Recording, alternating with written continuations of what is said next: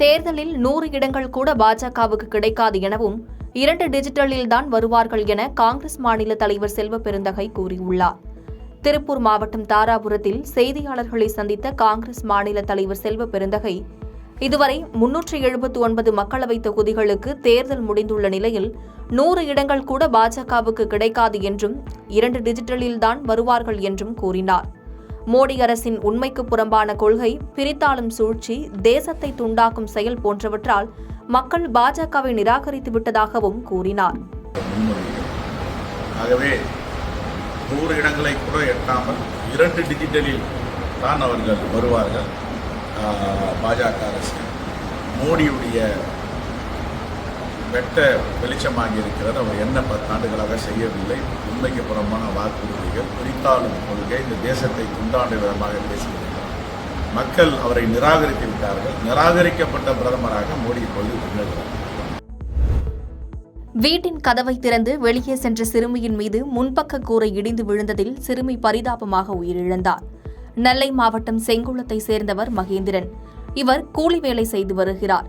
இந்நிலையில் இவர் குடும்பத்துடன் 2 மாதங்களுக்கு முன்பு புட்டாரத்தி அம்மன் கோவில் தெருவில் வாடகைக்கு வீடு எடுத்து தங்கியுள்ளார்.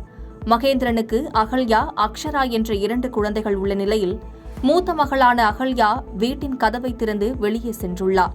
அப்போது திடீரென கதவின் மேல் பகுதியில் இருந்த முன்பக்க கூரை இடிந்து சிறுமி மீது விழுந்துள்ளது.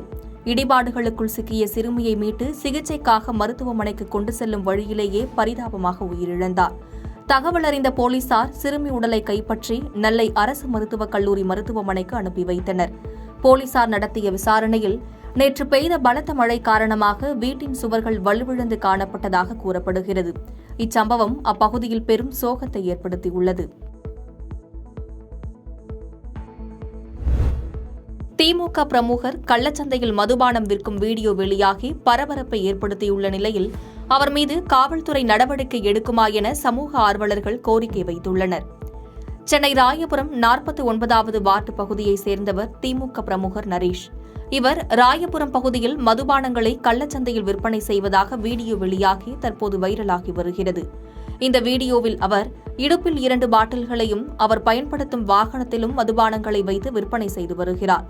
இதுகுறித்து போலீசார் இவர் மீது நடவடிக்கை எடுப்பார்களா என சமூக ஆர்வலர்கள் கேட்டு வருகின்றனர்.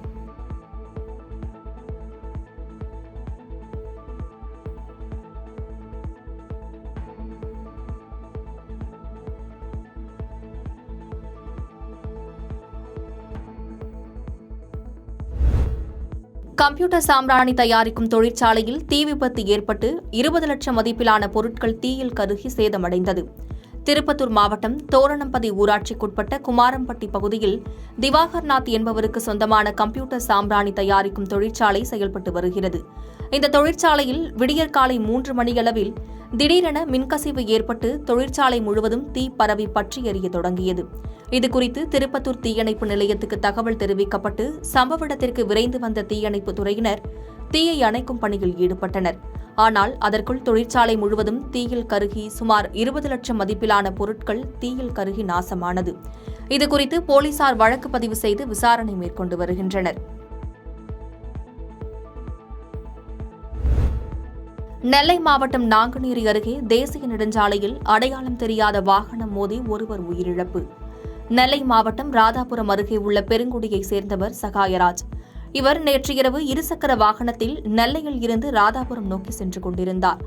அப்போது நாங்குநேரி அருகே உள்ள ஆழ்வார்குளம் 4 வழிச்சாலையில் சென்றபோது முன்னால் சென்ற வாகனம் மீது எதிர்பாராத வகையில் பைக் மோதியதில் தூக்கி வீசப்பட்டுள்ளார்.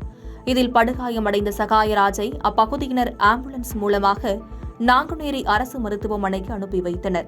அங்கு சிகிச்சை பலனின்றி உயிரிழந்தார். இதுகுறித்து நாங்குநேரி போலீசார் வழக்கு பதிவு செய்து விசாரணை நடத்தி வருகின்றனர். பாதகம் செய்பவரை கண்டால் நாம் பயங்கொள்ளலாகாது பாப்பா. மோதி மிதித்து விடு பாப்பா, அவர் முகத்தில் உமிழ்ந்து விடு பாப்பா. அண்மை செய்திகளை உடனுக்குடன் தெரிந்து கொள்ள இணைந்திருங்கள் இயம்நாடு தொலைக்காட்சியுடன்.